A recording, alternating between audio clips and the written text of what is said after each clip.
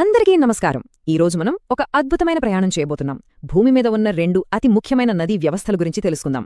ఒకటి ప్రపంచంలోనే అతిపెద్ద వర్షారణ్యం గుండెలో ప్రవహిస్తుంటే, మరొకటి భూమిపై అత్యధిక జనసాంద్రత ఉన్న ప్రాంతాలకు ప్రాణం పోస్తుంది. మరి ఈ రెండు విభిన్న ప్రపంచాల కదేంటో చూసేద్దామా? మనం ఈరోజు సమాధానం తెలుసుకోబోయే ముఖ్యమైన ప్రశ్న ఇదే.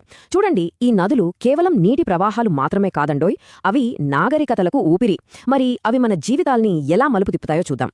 ఇక్కడ చూడండి, రెండు చిత్రాలు, కాని ఎంత తేడా! ఎడమవైపు చూస్తే కనుచూపు మేర పచ్చదనం నిండిన అమెజాన్ అడవి, కుడివైపుకు వస్తే కోట్లాది మంది ప్రజల జీవితాలతో పెనవేసుకుపోయిన గంగా బ్రహ్మపుత్ర మైదానం. ఈ రెండు చిత్రాలు రెండు వేర్వేరు ప్రపంచాలను మన కళ్ల ముందుంచుతున్నాయి కదూ. సరే, ఇక అసల విషయంలోకి వెళ్దాం. ఈ నదీ వ్యవస్థలను పోల్చడానికి ముందు మనమొక ప్రాథమిక భౌగోళిక భావనను అర్థం చేసుకోవడం చాలా ముఖ్యం. దానినే రివర్ బేసిన్ లేదా నదీ పరివాహక ప్రాంతం అని అంటారు. అంటే సింపుల్గా చెప్పాలంటే, ఒక బేసిన్ అంటే ఒక పెద్ద నది, దాని పిల్ల నదులన్నీ కలిసి నీటిని సేకరించి మొత్తం ప్రాంతం అనమాట. ఈ స్లైడ్లో చెప్పినట్టుగా అమెజాన్ బేసిన్ ఈ విషయంలో ప్రపంచంలోనే నంబర్ 1. ఇక్కడే అసలు కథ మొదలవుతుంది. ఈ రెండు నదుల మధ్య మనం చూడబోయే తేడాలన్నిటికీ మూల కారణం వాటి లొకేషన్. అమెజాన్ సరిగ్గా భూమధ్యరేఖకు అటు ఇటు ఉంటే, గంగా బ్రహ్మపుత్ర బేసిన్ కాస్త ఉత్తరాన ఉప ఉష్ణమండల ప్రాంతంలో ఉంది. ఈ ఒక్క తేడానే అక్కడ వాతావరణాన్ని, పంటల్ని, చివరికి మనుషుల జీవనశైలిని కూడా పూర్తిగా మార్చేసింది. సో ఇప్పుడు వాతావరణం గురించి చూద్దాం. ఈ రెండు ప్రాంతాలలో జీవితపు లయను అంటే రిథంను అక్కడి వాతావరణం ఎలా కంట్రోల్ చేస్తుందో ఈ విభాగంలో మనం తెలుసుకుందాం. ఈ పోలిక ఎంత స్పష్టంగా ఉందో చూడండి. అమెజాన్లో దాదాపు ప్రతిరోజూ ఒకే కథ. ఎండ, వాన భరించలేని ఒక్కపోత, ఏడాది పొడవునా ఇదే. కాని గంగాతీరంలో అలా కాదు. ఇక్కడ జీవితం ఋతువులతో పాటు మారుతోంది. ఎండాకాలం, వానాకాలం, చలికాలం అంటూ స్పష్టమైన తేడాలుంటాయి. వ్యవసాయం మొత్తం ఋతుపవనాల మీదే ఆధారపడి ఉంటుంది. అబ్బా, ఈ ఫోటో చూడండి.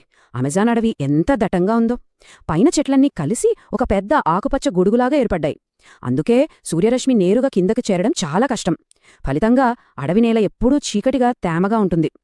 కాని దీనికి భిన్నంగా గంగా బ్రహ్మపుత్ర బేసిన్లో రకరకాల నేలలు, పర్వతాలు ఉండటం వల్ల ఇక్కడి చెట్లలో కూడా చాలా వైవిధ్యం కనిపిస్తుంది. మైదానాలలో టేకు, సాల్ లాంటివి, కొన్ని చోట్ల దట్టమైన వెదురు పొదలు, డెల్టా ప్రాంతానికి వెళితే మడా అడవులు, ఇక పర్వత ప్రాంతాలలో పైన్, దేవదారు వంటి చెట్లు పెరుగుతాయి. సరే, చెట్ల గురించి చూసాం కదా. ఇప్పుడు ఈ రెండు ప్రాంతాల్లోని ప్రత్యేకమైన జంతువుల గురించి తెలుసుకుందాం.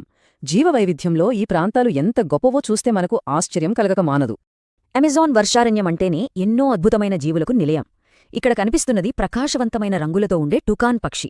దాని ముక్కు చూడండి, ఎంత వింతగా ఉందో. పక్కనే ప్రత్యేకమైన ఆకారంతో ఉండే టపీర్. ఇవి అమెజాన్ గొప్ప జీవవైవిధ్యానికి కొన్ని ఉదాహరణలు మాత్రమే. గంగా బ్రహ్మపుత్ర బేసిన్లో కూడా వన్యప్రాణులకు ఏమాత్రం కొదవలేదు. ఏనుగులు, పులులు, కోతులు చాలా కామన్. అయితే బ్రహ్మపుత్ర మైదానంలో కనిపించే ఒంటికొమ్ము ఖడ్గమృగం, డెల్టాలోని రాయల్ బెంగాల్ టైగర్ అన్నిటికన్నా ప్రత్యేకం. నదిలోనే నివసించే సుసు అనే ఈ అంధ డాల్ఫిన్. ఇంత విభిన్న పర్యావరణాలలో మనుషులు తమ జీవితాలను ఎలా మలుచుకున్నారో ఇప్పుడు చూద్దాం. వారి జీవనశైలి, వాళ్ల వ్యవసాయం, వాళ్ల సంస్కృతి ఇవన్నీ ఈ నదులతో ఎలా పెనవేసుకుపోయాయో తెలుసుకుందాం. అమెజాన్ అడవుల్లోని ప్రజలు సాంప్రదాయకంగా స్లాష్ అండ్ బర్న్ అనే ఒక వ్యవసాయ పద్ధతిని అనుసరిస్తారు. అంటే వాళ్లు అడవిలో కొంత భాగాన్ని నరికి దాన్ని కాల్చేస్తారు. ఆ బూడిదతో సారవంతమైన నేలమీద కొన్ని సంవత్సరాలు వ్యవసాయం చేస్తారు. ఆ నేల సారం తగ్గాక దాన్ని వదిలేసి వేరే చోటికి వెళ్తారు. పాత స్థలంలో మళ్లీ అడవి పెరిగేలా సమయమిస్తారన్నమాట. కాని గంగా మైదానాల్లో కథ పూర్తిగా వేరు. ఇక్కడి నేలలు చాలా సారవంతమైనవి కాబట్టి ఇక్కడ ప్రధాన పంట వరి. ఈ చిత్రం చూపిస్తున్నట్లుగా ఇక్కడి రైతుల జీవితాలు, వారి పంటలు అన్ని ఋతుపవనాల మీదే ఆధారపడి ఉంటాయి. ఈ టేబుల్ చూస్తే తేడా మనకు స్పష్టంగా అర్థమైపోతుంది. అమెజాన్లో ప్రధాన ఆహారం కర్రపెండలం లాంటి దుంపలైతే గంగా మైదానంలో చేపలు, అన్నం. పండించే పంటలు, వాణిజ్య పంటలు, ఇలా ప్రతి విషయంలోనూ ఎంత తేడా ఉందో చూడండి. అమెజాన్లో నివసించే వారిళ్ల గురించి ఒక ఆసక్తికరమైన విషయం. వాళ్లు మలోకా అని పిలిచే పెద్ద పెద్ద సామూహిక గృహాలలో ఉంటారు. ఇవి ఏటవాలు పైకప్పులతో చూటానికచ్చం పెద్ద అపార్ట్మెంట్లలా ఉంటాయి. ఇది వారి సామూహిక జీవనశైలికి ఒక అద్దం పడుతుంది. ఒక్కసారి ఈ నంబర్ చూడండి, 11 ఇది గంగా మైదానంలోని బీహార్లో 1 చదరపు కిలోమీటర్లు నివసించే సగటు జనం. ఒక్కసారి ఊహించుకోండి, ఆ భూమిపై ఎంత ఒత్తిడి ఉంటుందో. ఇది అమెజాన్ యొక్క చాలా తక్కువ జనసాంద్రతకు పూర్తి విరుద్ధం. ఇంత వైవిధ్యముంది, అంతా బాగుంది. కాని ఈ రెండు గొప్ప నదీ ప్రాంతాలు ఇప్పుడు ఒకే రకమైన, చాలా తీవ్రమైన ప్రమాదాన్ని ఎదుర్కొంటున్నాయి. అదేంటో చూద్దాం. ఒకప్పుడు అమెజాన్ అడవిలోకి వెళ్లాలంటే నది మాత్రమే దారి. కాని 1970లో ఒకే ఒక రోడ్డు, అదే ట్రాన్స్ అమెజాన్ హైవే. కథను మొత్తం మార్చేసింది. అప్పట్నుంచి మనుషులు అడవిలోని ప్రతి మూలకు చేరుకోగలిగారు. దాంతో అభివృద్ధి మొదలైంది. కాని దాంతో పాటే విధ్వంసం కూడా మొదలైంది. అభివృద్ధి పేరుతో జరిగే పనుల వల్ల జరిగే నష్టం ఇది.